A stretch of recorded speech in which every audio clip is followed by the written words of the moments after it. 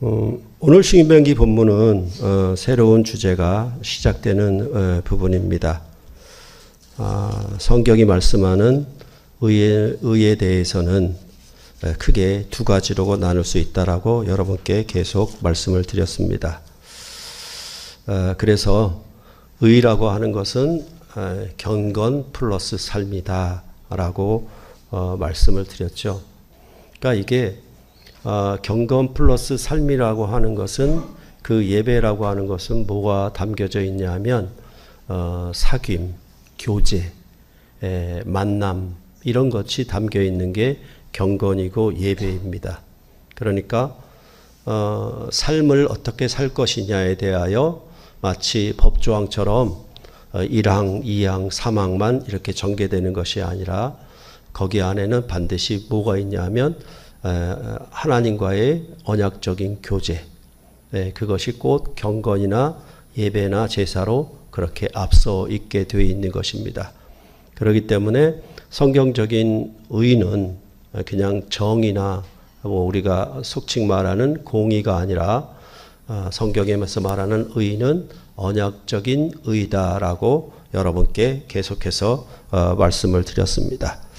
그 가운데 이제 12장 2절부터 29장 1절까지가 신명기의 가르침이라고 좀 핵심되고 본론의 그런 가르침이라고 본다라고 하면, 그것도 사실은 12장 1절부터 16장 17절까지 지난 시간에 보았던 데까지가 예배적인, 즉 경건한 삶의 얘기를 하고 있는 것이고, 이제 오늘 16장 18절부터가 이제 일반적인 삶에 대해서 얘기를 하는 것이라고 보면 되겠습니다. 그렇기 때문에 오늘 본문부터 새로운 주제가 전환돼서 시작된다라고 보시면 좋겠습니다. 그러면 삶을 산다라고 하는 것은 항상 어떤 판단을 통해서 살아가는 것이겠죠. 그렇죠. 내가 이것을 할 것인지 저것을 할 것인지에 대한 판단이 있어야 되고, 그 판단은 어떤 기준이 있어야 될 것입니다. 그것에 대해서 이스라엘 백성은 어떤 판단을 따라서 살게 될 것인지, 그것을 말함으로 시작하는 것입니다. 그래서 이러한 판단이라고 하는 것은 우리가 보통 분별력이라고도 하고 지혜라고도 하기도 하고 여러 가지 의미로 말을 하는데, 그 성경적인 본래의 의미는 판례들이다라고 보시는 것이 제일 낫습니다. 그래서 우리나라의 모든 법적 다툼이 있을 때 대법원 판례들을 가져다 쓰는 것처럼 그런 의미로 이해하면은 매우 좋겠습니다. 그래서 그 판례들에 따라서 자신의 삶을 어떻게 살 것인지 그렇게 규정하고 있는 것이 바로 이 신명기 율법이 가지는 그런 이스라엘 백성의 삶이라고 보시면 여러분들이 이해가 가능하실 것입니다.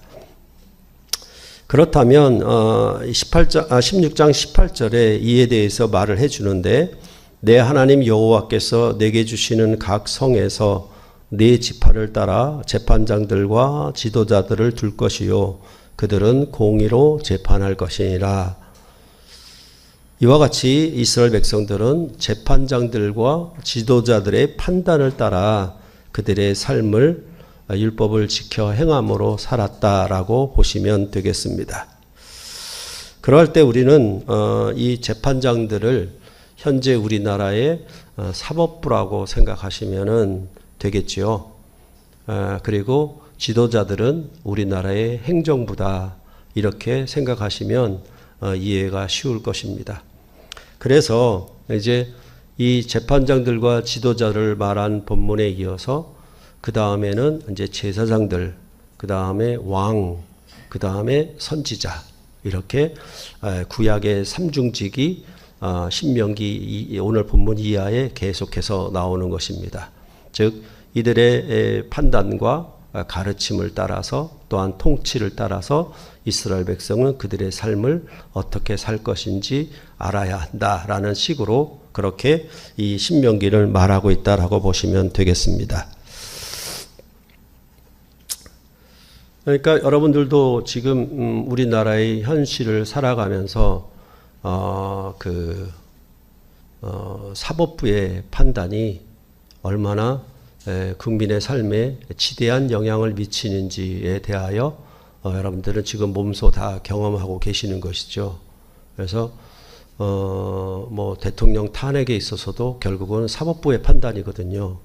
헌법재판소의 법관들이 판단을 하는 것이기 때문에 그런 판단에 따라서 국가의 삶이, 국민의 삶이 규정된다라고 보시면 이 사법부의 판결이 얼마나 국민의 삶에 막대한 영향을 끼치는지 여러분들이 새삼 깨달을 수 있겠습니다.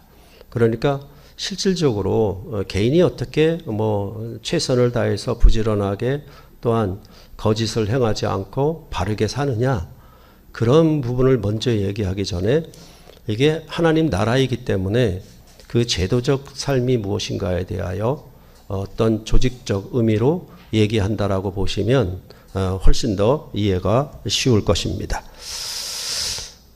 그래서 오늘 본문은 이제 각 성에서 재판장들과 지도자들을 세워 그들의 판단을 들으라는 얘기거든요. 공의로 판단하라는 얘기거든요.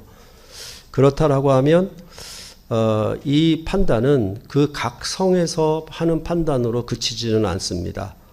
그래서 여러분들이 각 성에서 만약 판단이 어려우면 내 하나님 여호와께서 택하실 곳으로 올라가서 레위 사람 제사장과 당시 재판장에게 나아가서 물어라. 그리하면 그들이 어떻게 판결할지를 내게 가르치시리니 라고 17장 8절로부터 9절에 말하고 있습니다. 그러니까 각 성이 있으면 여호와 이름을 택하신 곳이니까 그건 예루살렘 성전이겠죠. 그러니까 각 성에서 판결이 어려우면 예루살렘에 올라가서 그 당시 재판장에게 판결을 구하라. 이런 식으로 되어 있는 것입니다. 그러니까 17장에 가게 되면 이제 상급심이 무엇인지에 대하여 계속 말을 하게 될 것입니다. 그런 부분들은 이제 그 부분에 가서 중점적으로 얘기할 것이고요. 말씀드릴 것이고, 이러한 그 사법부의 판결 제도는 우리나라의 삼심제와 거의 같습니다. 그래서 지방법원, 고등법원, 대법원 이렇게 삼심제를 두고 있는 것과 거의 비슷하다라고 생각하시면 여러분들이 오늘 본문의 재판장들을 각 성에서 두라라고 하는 것, 그리고 판결이 어려우면 예루살렘 성전에 올라가서 그 당시 재판장에게 물어라라고 하는 것으로 여러분들은 이해하시면 될 것입니다. 그렇다면 이스라엘 백성들인 어떠한 판단을 받고 사느냐라고 하면 좀 도움을 받는다면 17장 10절로부터 12절을 볼 수가 있겠습니다. 17장 10절로부터 12절을 한번 보시겠습니다. 여호와께서 택하신 곳에서 그들이 내게 보이는 판결의 뜻대로 내가 행하되 그들이 내게 가르치는 대로 삼가 행할 것이니 곧 그들이 내게 가르치는 율법의 뜻대로 그들이 내게 말하는 판결대로 행할 것이요 그들이 내게 보이는 판결을 어겨 좌로나 우로나 치우치지 말 것이니라 라고 말하고 있습니다. 여기에는 중요한 요소가 있죠. 판결을 하는데 여호와께서 택하신 곳에서 판결한다라는 거, 그죠? 그리고 그 판결의 뜻대로 너희들이 행해야 된다는 것. 그런데 그 판결은 어디서 나오냐면 율법의 뜻대로 나오는 겁니다. 율법의 뜻대로 판단하는 거겠죠. 그러니까 우리나라도 지방법원, 고등법원, 대법원이 있다 할때라도 항상 헌법의 뜻대로 판결을 하겠죠. 그런 의미로 이제 이들은 율법의 뜻대로 판단을 받으면, 판결을 받으면 그것을 좌로나 우로나 치우치지 말고 지켜 행해라. 그러지 않으면 너희는 죽는다. 뭐 이런 식으로 되어 있는 것이 바로 이 신명기의 내용인 것입니다.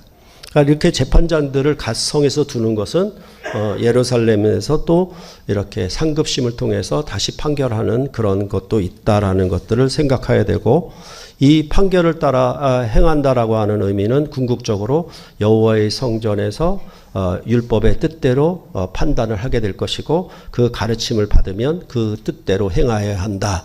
그런 의미로 여러분들이 이 판결에 대해서 이해하시면 된다는 뜻입니다. 그런데 만약 그 판결을 따르지 않는다면 17장 12절로 13절에 다시 말해주고 있습니다. 17장 12절, 사람이 만일 무법하게 행하고 내가 내 하나님 여호와 앞에 서서 섬기는 제사장이나 재판장에게 듣지 아니하거든 그 사람을 죽여 이스라엘 중에서 악을 제하여 버리라. 그리하면 온 백성이 듣고 두려워하여 다시는 무법하게 행하지 아니하리라 라고 말하고 있습니다. 그래서 그 판결을 만약 받아들이지 않고 무법하게 행한다라고 하면 그 사람을 죽여라. 그리고 이스라엘 중에서 악을 제거해라. 이런 방식으로 얘기해서, 또 이것은 그 사람에게 미치는 어떤 판결, 선고문일 뿐만 아니라 그 사람을 통해서 선고받는 그 사람을 통해서 다른 이스라엘 백성들도 경계를 삼도록, 그들을 경고하도록, 그렇게 두려워하도록 이렇게 재판을 하라고 말씀을 하고 있는 것입니다. 그러니까 실질적으로 이것은 국가법 자체가 그 당사자에게만 주어지는 게 아니라 온 백성에게 다 주어지는 것이라고 볼 수가 있겠죠. 이렇게 행하다간, 이렇게 무법하게 살다가는 죽는다라는 것이겠죠. 그렇죠? 그러니까 뭐 우리가 현 시대도 그렇지만 계엄을 함부로 일으키면 죽는다라고 생각하시면 딱 되겠고, 그래서 그런 말이 나오는 것이죠. 대통령들을 자꾸 사면해 주니까 계엄도 우습게 여기니까 이제는 안 되겠다. 절대 사면 없다. 이런 방식으로. 그래서 다음에 대통령이 만약에 이런 일을 벌이다가는 절대 사면이 없다는 것을 경고로 깨달으라는 얘기가 되겠죠.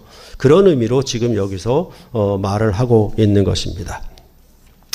그렇기 때문에 사실은 이 재판장들과 지도자들의 판결이 매우 중요합니다.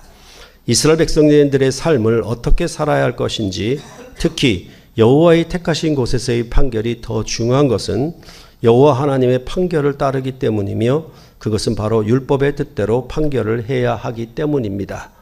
다시 말해서 여호와의 택하신 곳에서 판결을 받는다. 그리고 율법의 뜻대로 판결한다라고 하는 것은 전부 뭡니까? 하나님의 뜻대로 판단한다는 것이고, 그 판단의 뜻이 굉장히 중요하고 엄유하다라는 사실을 우리가 이스라엘 백성이 알아야 한다라는 것입니다.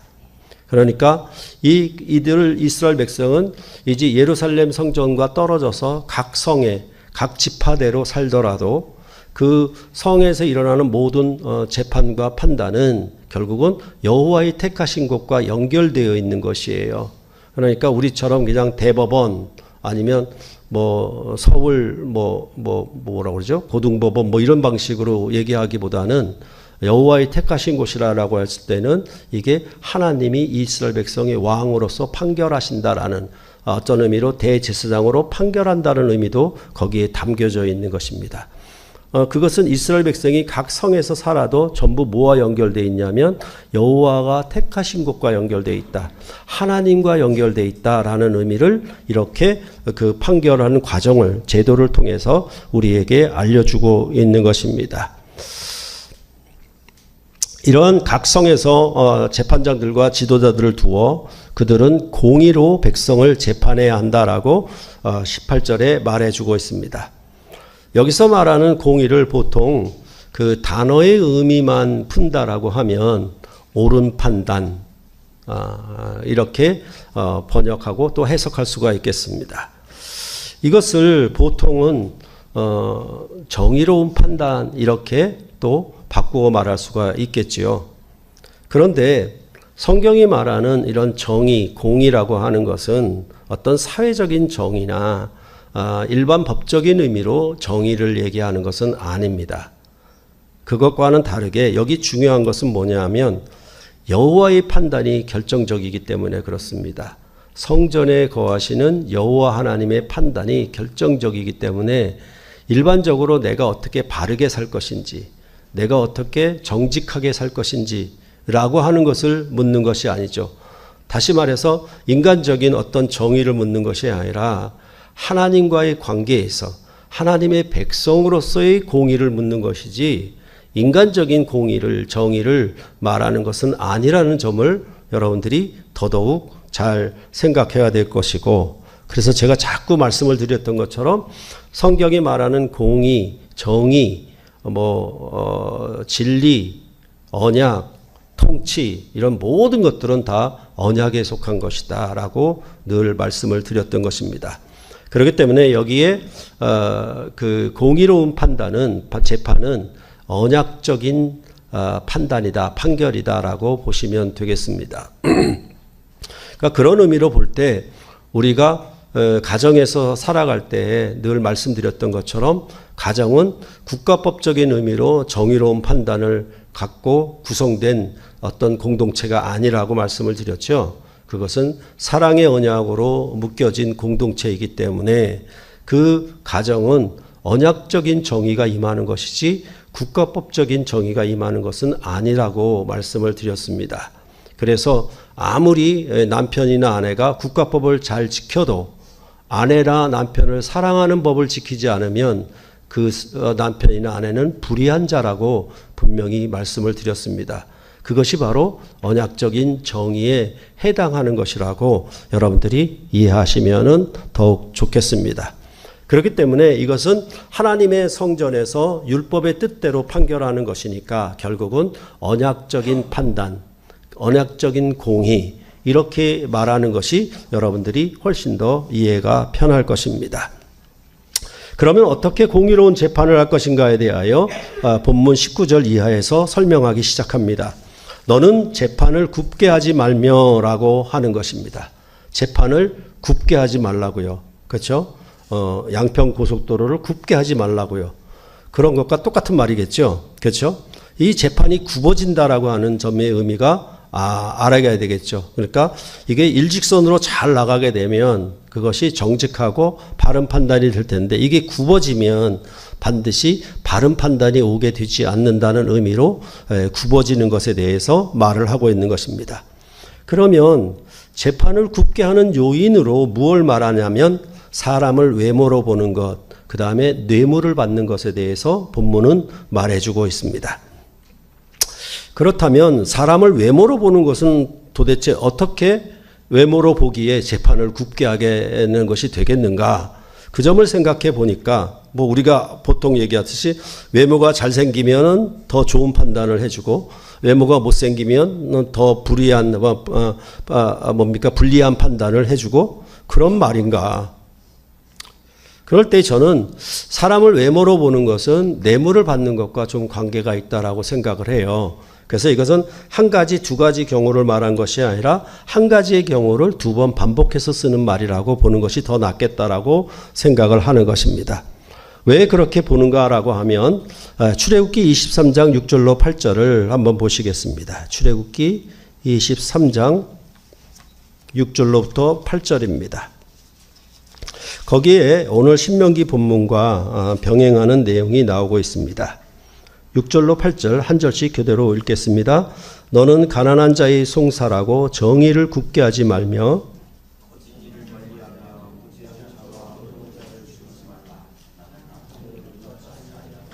너는 뇌물을 받지 말라. 뇌물은 밝은 자의 눈을 어둡게 하고 의로운 자의 말을 굽게 하느니라.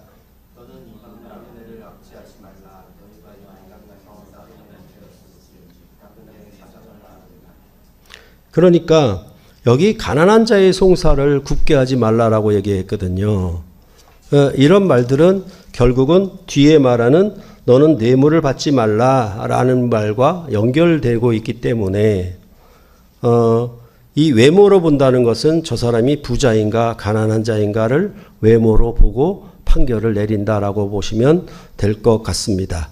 이것도 우리가 너무 잘 알고 있는 거죠. 유전무죄, 무전유죄. 이게 얼마나 우리에게 대한민국 그 사법부의 판단이 얼마나 굽어져 있는지에 대해서 아주 간략하게 간명하게 우리에게 그 의미를 전달해 주고 있지 않습니까? 이런 것들은 사법부가 굉장히 타락하고 부패하게 되는 것은 뭐냐 하면 물론 판검사의 역할도 있겠지만 변호사의 역할도 매우 지대하다라고 생각을 하고 있습니다. 그래서 여러분들 뭐 미국 같은 데를 보면은 누가 값비싼 변호사를 쓰느냐에 따라서 그 재판이 왔다 갔다 합니다. 얼마나 돈을 많이 들여서 비싼 변호사를 쓰고, 대한민국도 그렇죠. 그 법인 변호사를 쓰게 되고, 우리나라에서 가장 큰 법인을 속한 변호사를 쓸 때에 재판이 완전히 달라지거든요. 그러니까 이런 부분들이 결국은 뭐냐 하면 전부 유전무죄, 무전유죄 이런 식의 판결은 우리나라뿐만 아니라 미국에서도 뭐 다른 나라 사법제도는 전 잘 모르지만은 제가 아는 수준에서 거의 그렇지 않겠는가 그렇게 생각을 하고 있습니다. 그러니까 이것이 사람을 외모로 보는 것이고 그것은 뇌물을 받아서 판결을 굽게 하는 것이고 그렇게 보시면 된다라고 생각을 합니다. 이러한 판결에 대해서 이제 신명기도 사실은 말을 하였거든요. 모세 혼자서 이스라엘 백성의 모든 재판을 다 감당할 수가 없었고 그리하여서 각 지파에서 지혜와 지식이 있는 인정받는 자들을 택하여 그들을 수령으로 삼아 천부장과 백부장과 50부장과 10부장과 조장을 삼도록 했었습니다. 그러니까 이것은 전부 판결하는 사람들로 세워진 것이거든요. 그때의 모세는 이들에게 공정한 판결을 할 것을 명하였습니다. 그래서 신명기 1장 17절에도 재판은 하나님께 속한 것인즉 너희는 재판할 때의 외모를 보지 말고 귀천을 차별 없이 듣고 사람의 낯을 두려워하지 말 것이며 스스로 결단하기 어려운 일이 있거든 내게로 돌리라 내가 드리리라 하였고 라고 말하고 있습니다. 그러니까 이러한 조직 제도를 두어서 천부장, 백부장, 50부장, 10부장, 조장을 두어서 모세가 혼자 판단하는 것이 아니라 이들이 먼저 판단을 하고 그 판단이 어렵거든 모세에게 해서 그 판단을 해결하도록 그것은 전부 뭐냐면 여기서 말한 것처럼 이러한 판단은 전부 여호와께 속한 것이에요. 그 말이 신명기는 여호와께서 택하신 곳에 가서 올라가서 재판을 받으라는 얘기고 그러한 의미들은 전체적으로 이야기할 때 여기 말하는 것처럼 외모를 보지 않는데 귀천을 차별 없이 듣고 사람의 낯을 두려워하지 말고 이런 방식이 전부 외모로 보는 것과 관계 있는 표현이라고 여러분들이 이해하시면 되겠습니다. 그러니까 이러한 재판에 있어서 이미 그 재판장들을 각 성에서 자기들 지파대로 세울 것을 이미 말하였고 그 재판은 기본적으로 뭐냐면 하나님께 속한 재판이다라는 것 그것을 꼭 기억하고 그 재판을 할 때 외모를 보지 말라라는 의미를 이미 신명기 1장 17절에도 말을 하였던 것입니다. 그러면 이러한 공의로운 판단을 하는 목표는 무엇인가? 그것에 대해서 20절에 이제 말합니다. 너는 마땅히 공의만을 따르라. 그리하면 내가 살겠고 내 하나님 여호와께서 내게 주시는 땅을 차지하리라. 이처럼 모세의 재판관들은 판결을 통해 가나안 땅의 악을 제거하여 여호와 하나님의 나라를 세우는 일꾼들로 볼 수 있습니다. 이렇게 악을 제거하는 원리는 여호와 하나님이 가증히 여기시는 이방인들 곧 가나안 족속들을 가나안 땅에서 제거하여 내쫓는 것과 같다라고 보시면 되겠습니다. 그러니까 여기서 말을 거꾸로 한다라고 하면 이제 이 마땅히 공의로운 판단을 따라 살게 되면 너희가 사는 것이고 그리고 가나안 땅을 차지하리라 이렇게 돼 있잖아요. 그러니까 사실은 처음 모두에도 말씀드렸지만은 한 나라의 사법부가 무너진다라고 하는 건 사법부가 부패한다라고 하는 것은 그것은 곧 국민이 살 수 없고 국가가 무너지는 것과 같습니다. 그만큼 사법부가 중요하죠. 그러니까 입법부, 사법부, 행정부가 있는데 이제 마지막 최종 판결은 무조건 사법부에서 하기 때문에 이 사법부가 오염되어 있으면은 국가는 살아남질 못하는 것이죠. 그런 거에 대해서 여기서 말하고 있는 것이죠. 그래서 재판장들을 지도자들을 공의로운 재판을 해라. 그 재판은 사람을 외모로 보지 말고 재판을 해라. 그래서 굽어지지 하지 말라 이렇게 얘기해 놓고 너희가 그 재판의 판결을 따라 살게 되면 너희는 살겠고 가나안 땅을 차지하여 복을 누리리라 생명을 누리리라 라고 그렇게 18절부터 20절이 아주 명쾌하게 논리적으로 잘 설명을 해주고 있는 것입니다. 그럴 때 가장 중요한 점은 뭐냐면 이 율법은 기본적으로 악을 제거하는 법입니다. 그리고 가나안 족속을 내쫓기 위한 법입니다. 그러니까 우리가 예배에 대해서도 배웠듯이 항상 뭐가 그 반대적인 요소가 되냐면 가나안 민족들이 섬기는 신을 본받지 말아라. 그들이 섬기는 장소와 그들이 섬기는 신들과 그것들은 모두가 다 여호와께서 가증히 여기시는 것이니 그들을 본받지 말라는 의미로 항상 하나님을 예배하는 것에서 말을 했듯이 역시 여기서도 뭐냐 하면 이제 그 법의 시행이 가나안 땅을 내쫓는 방식으로 이스라엘 백성 중에서도 악을 제거하는 방식, 분리시키는 방식으로 이 율법적인 요소가 구성되어 있는 것입니다. 그러니까 이것은 뭐냐 하면 어떤 의미로 보면은 율법의 전체적인 성격이 심판적인 요소가 굉장히 강합니다.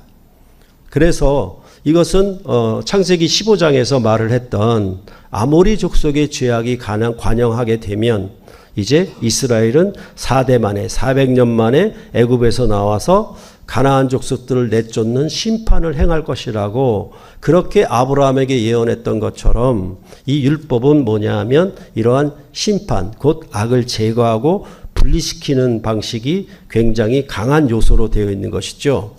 그것은 비단 이 모세 율법뿐만 아니라 세상의 모든 국가법들이 거의 그런 형태를 갖고 있습니다. 그렇죠? 그러니까 뭐 조선시대나 현재 대한민국 시대에도 어떠하냐면 전부 악을 제거시키는 방식이죠. 분리시키는 방식이죠.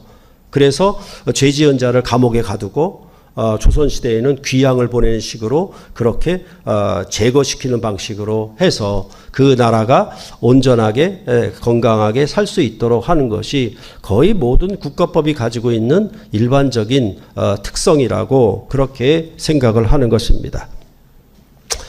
그렇게 되면 이스라엘 백성은 가나안 땅의 풍성한 생명을 누릴 것이고 거기서 하나님 나라를 온전히 세울 것이라 그렇게 이 신명기 법은 말을 하고 있는 것입니다. 그런데 사실은 그 악을 제거한다라고 해도 신명기의 율법이 목표하고 있는 것처럼 가나안 땅을 차지하는 것, 즉 가나안 땅에서 풍성함과 장수와 그 번영을 가져다 주는 것 뿐이라고 이제 신약에서는 새로 재해석을 하는 것입니다. 이스라엘 백성의 목표는 오직 가나안 땅이었고 거기서 잘 살고 오래 살며 번성하고 그런 것들이 목표였거든요. 그런데 그러한 법은 사실은 땅의 법에 불과한 것이고 실제로 신약에서 말할 때에는 그것은 죽음을 이기는 법은 안 돼요.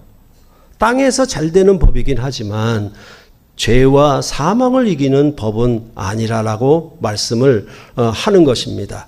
그런 점에 대해서 오늘 우리가 이 본문을 읽으면서 이 신명기 율법의 판단은 악을 제거하는 원칙이다라고 할 때 그러면 신약의 복음은 즉 새 언약은 어떤 원칙이 있는가에 대해서 먼저 생각해 보고 그 다음에 이제 아까 읽었던 그 17장의 내용을 볼 때 이렇게 상급심 제도가 주어질 때 이런 상급심 제도에 대해서 좀 생각해 보고 다음 시간에 그 다음에 교회의 헌법 정치 제도를 여러분들이 조금 더 익히시면은 그 점에 대해서 확실히 잘 알 수가 있을 것 같습니다.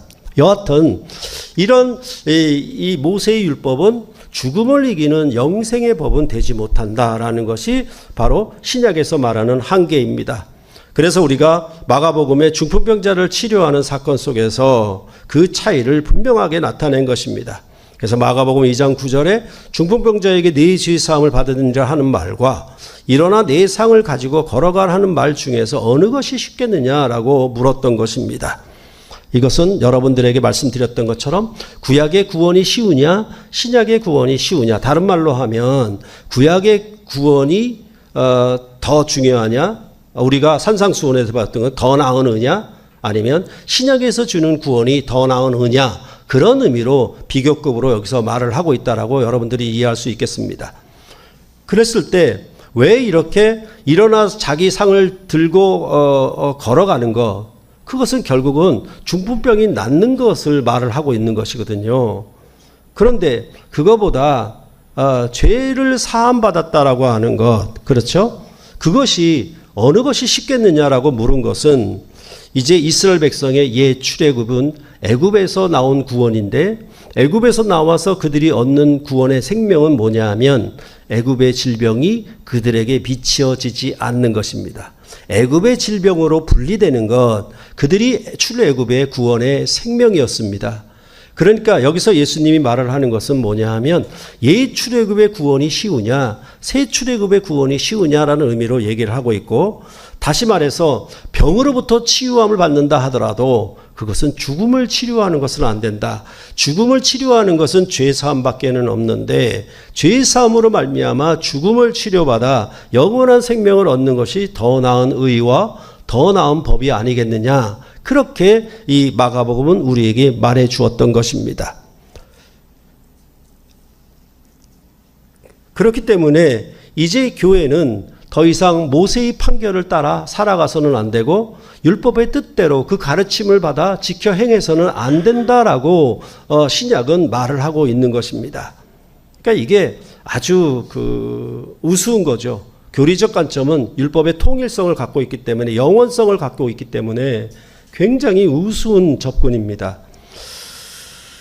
그렇게 볼 때 만약에 악을 제거하는 것을 기점으로 원칙으로 본다라고 하면 모세의 율법은 빽이다, 마이너스 법이다, 이렇게 보는 것이 좋겠습니다. 그것이 곧 제거하는 것인 거 아닌가요? 그러나 예수님으로부터 온 은혜와 진리는 더하기, 플러스 죄인을 용서하여 받아들이는 이방 죄인들이 하늘나라에 참여하는 것이 핵심입니다. 그러니까 구약의 법은 이방인을 내쫓는 것이었거든요. 근데 새 출애굽의 법은 이방인을 들어오게 하는 법이에요. 그러니까 구약의 모세율법은 제거하는 것, 빼기의 법이라고 하면 신약의 법은 들어오게 하는 것이니까 더하기의 법이에요. 근데 이걸 어떻게 통일시킬 수 있겠습니까? 없죠, 전혀.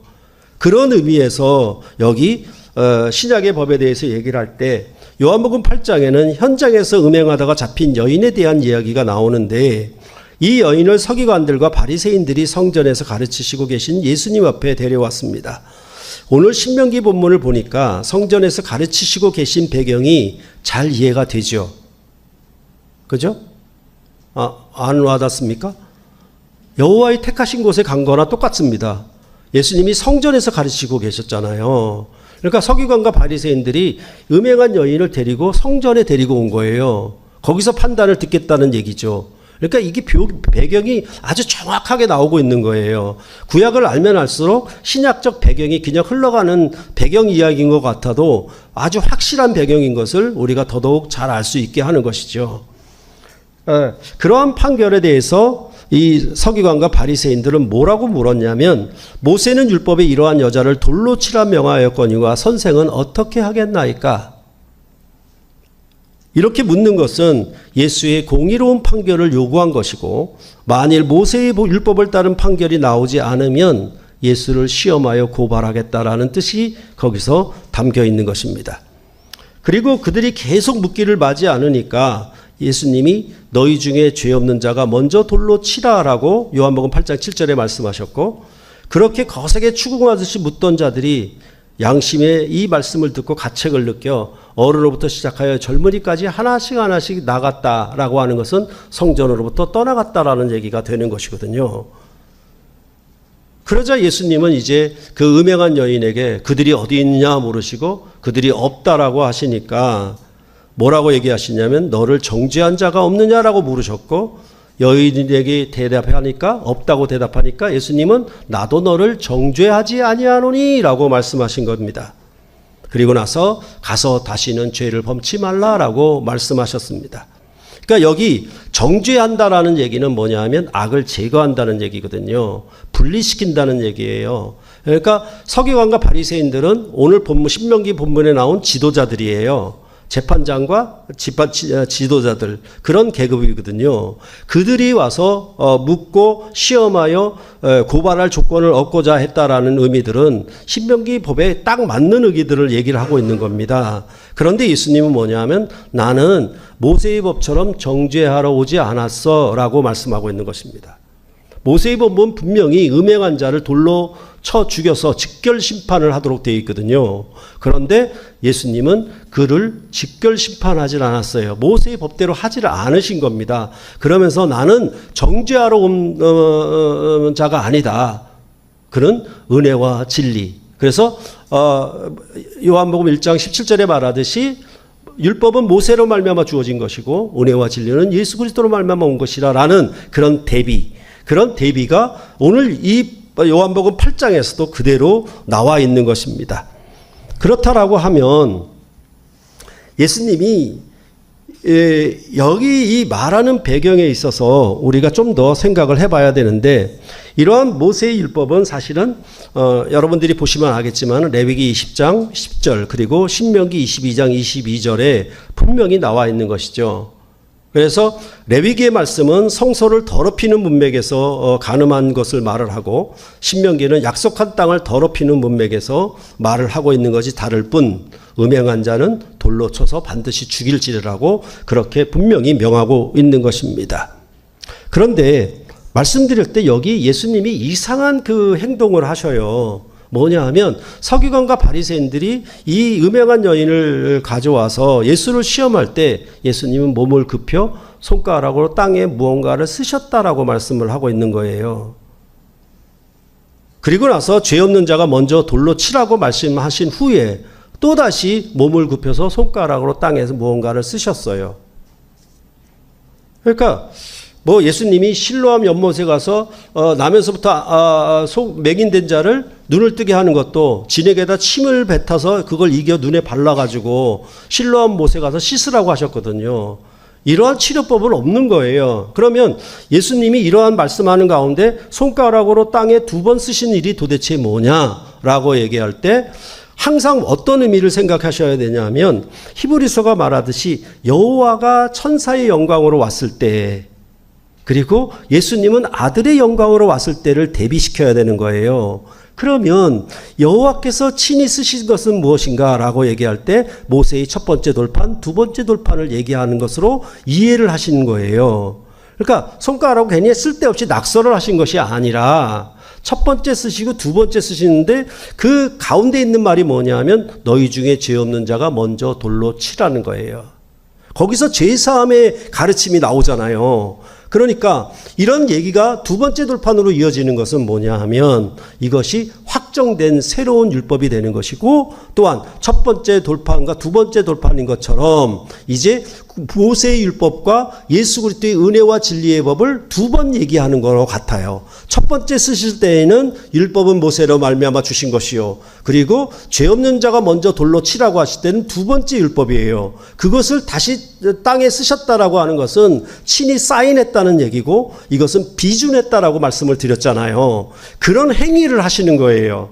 그러므로 말미암아 이제 예수 그리스도 안에 주신 법은 은혜와 진리의 법이다. 은혜와 진리가 충만한 법이다. 그러면 이 은혜와 진리는 어디서 나왔는가? 바로 이스라엘 백성이 금송아지 배역 사건을 일으켰을 때 출애굽기 34장에 인자와 진실이 많은 하나님이다라고 말할 때 나왔던 그 단어를 그대로 가져와서 쓰는 거예요. 다시 말해서 금송아지로 하나님을 반역하고 거역했던 죄를 용서하시고 이제 그것보다 이전보다 더 나은 더 은혜롭고 자비로운 법을 주신 것에 대하여 두 번째 돌판을 말씀했듯이 모세의 율법과 예수의 복음 사이의 관계가 무엇이냐 이런 얘기가 전부 중풍병자와 같은 사건으로 얘기를 하고 있는 겁니다. 똑같은 것이죠. 이스라엘의 율법은 상을 들고 걸어가는 법에 불과하다.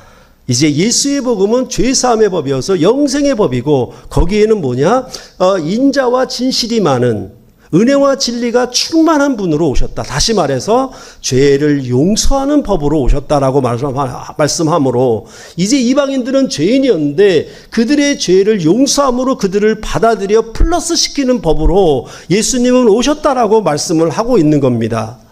그것이 우리가 그 마가복음에서 배웠듯이 예수님이 예루살렘 성전에 들어가서 성전 척결 사건을 통해서 이 성전은 만민이 기도하는 집이다라고 말씀을 하셨을 때, 만민이니까 여기는 유대인과 이방인이 함께 참여하는 하나님의 집이거든요. 그 집을 얘기하는 가운데 이 새로운 성전을 예수님의 몸으로 짓게 되면은 그 집은 어떤 집이냐라고 얘기할 때 용서하는 집이다.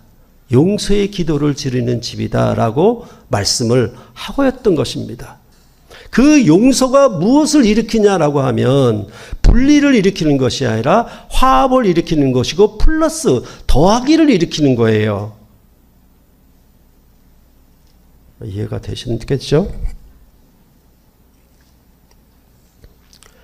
그렇기 때문에 항상 모세의 판결과 예수의 판결은 다르다라는 것을 여러분들은 기억하셔야 되고, 그러면 우리가 지금 빼기의 판단으로 사는 건가 아니면 더하기의 판단으로 사는 건가?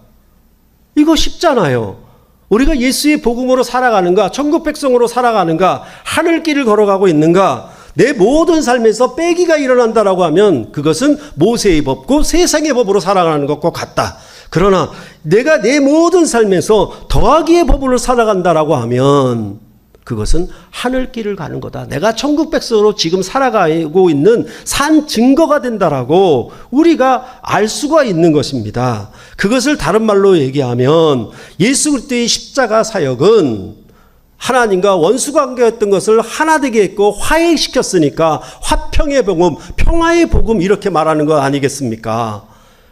그렇게 말을 하는 것은 참으로 십자가의 가르침이 율법의 가르침과 다르게 그것은 분명히 하나 되게 하는, 연합하게 하는, 화평케 하는 역할로 주어진 것이고, 그것은 바로 죽음처럼 우리를 분리시키는 것이 아니라 영생처럼 우리를 영원하게 영속시키는 방식으로 우리에게 역사하는 그런 생명력을 주는 복음이라고 성경은 그렇게 말을 하고 있는 것입니다. 그래서 이건 설교문을 쓰다가 보니까 십자가하고 더하기가 비슷하더라고요, 모양이. 더하더라고, 비슷하더라고요. 그죠? 그러니까 가장 간단한 원리는 여러분께 늘 말씀드렸던 것처럼 십자가의 가르침을 어떻게 따라갈 것인가, 어떻게 주님을 쫓아갈 것인가라고 얘기할 때 마가복음 8장 34절. 누구든지 나를 따라오려거든 자기를 부인하고 자기 십자가를 지고 예수님을 따라갈 것이니라. 자기 십자가를 진다라고 하는 것은 거기에 용서의 의미가 있어서 화합의 의미가 있고 연합의 의미가 있고 화평을 이루는 것이 있고 하나됨이 있는 것입니다. 그럴 때 외모를 보고 판단하지 말라라는 얘기는, 판결하지 말라는 얘기는 결국은 부자와 가난한 자의 차별이 주어졌다는 얘기고, 그런 판단을 갖지 말라는 얘기죠. 뇌물을 받음으로 말미암아 그런 계층과 차급과 그 다음에 차별이 생겨났기 때문에 그런 판단을 하지 말아라. 그런 판결을 해서는 안 된다라고 말을 했는데, 예수 그리스도 안에서 뭐라고 얘기하냐면, 제자들이 물었을 때 우리 중에 누가 첫째입니까? 라고 물었을 때 누구든지 첫째가 되고자 하거든 무사람의 끝이 되어라. 그 끝이 되는 자가 첫째가 되는 자다라고 말씀을 하고 있는 것입니다.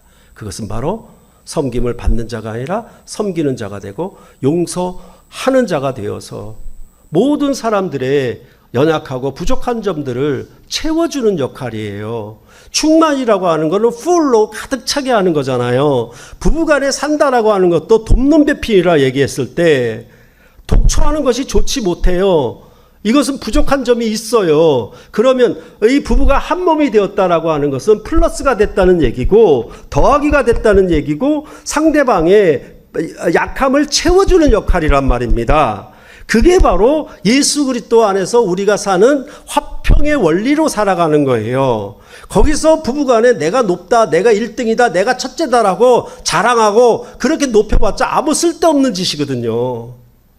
가장 강력한 연합의 사랑의 관계에서 그런 원리가 나타난다라고 하는 것은 참으로 저주받은 법이거든요. 모세의 율법이 부부관계에서 나타난다라고 하는 것은 굉장히 너무 안타깝고 아쉬워요. 그렇죠. 그렇게 얘기했을 때 실제적으로 교회 공동체가 산다라고 하는 것은 뭐냐 하면 우리 가운데 분명히 연약함과 부족함이 각자에게 다 있죠. 그런 부분들을 어떻게 해라? 너로 인하여 너가 플러스가 되라. 너가 그 부족한 부분을 채워줘라. 그래서 충만하게 하나가 되어라는 의미고, 자기에게 주신 눈이고, 자기에게 주신 판단이고, 자기에게 주신 행함이 거기에 덮여 있는 거예요. 그렇다라고 하면 우리의 교회 공동체도 무엇이냐? 각자의 다름이 존재하고 각자의 그 사는 방식과 행함이, 뜻이, 생각이 다를 수가 있어요. 그랬을 때 그것을 분리시키는 방식으로 작동하지 말아라. 그것을 연합시키는 방식으로. 그것을 성경은 뭐라고 하냐면 형제의 짐을 네가 져라. 그것을 비난하고 비판해서 분리시키는 방식은 모세의 법이고 그것은 사망의 법이다. 그러지 말고, 그런 연약함과 부족함이 드러나거든 그것을 너를 채워서 너로 충만케 해서 하나가 되도록, 그 부족함을 채워지는, 형제의 부족한 짐을 네가 짐으로 말미암아 온전한 연합을 이루라고 예수님이 말씀하신 것입니다. 교회가 이런 공동체예요.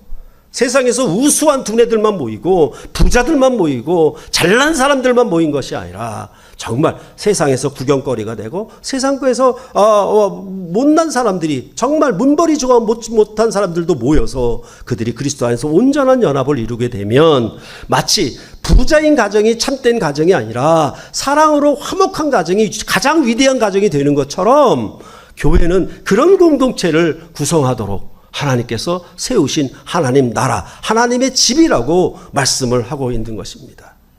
그렇기 때문에 내 삶의 원리에 있어서 모세의 법의 원리는 악을 제거하는 원리인데, 예수의 복음은 용서하고 받아들이는 법입니다. 그것이 각자에게서 살아날 때 그 둘은 온전한 연합을 이룹니다. 그것이 참으로 그 연합의 비밀이라고 성경은 말씀하고, 그것은 십자가가 그런 역할을 했다.